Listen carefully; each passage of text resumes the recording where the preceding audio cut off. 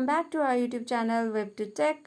In this tutorial, I'm going to show you how to change map display on Google Maps.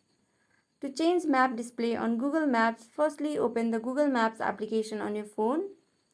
Then tap on your Google profile icon you see at the top right corner. Now tap on Settings. Now scroll down and look for Navigation Settings option. Then tap on Navigation Settings.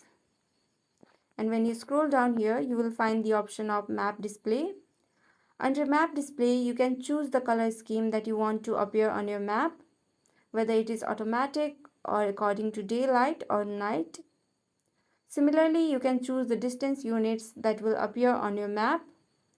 You can set it to be automatic or kilometers or miles according to the place that you live in. Now you can also choose to toggle the button on from here if you want your map compass to always point at north direction when you are traveling. Now you can go back to your Explore page on Google Map and you can see the layer icon right over here. Now tap on that layer icon and you can select your map type from these options.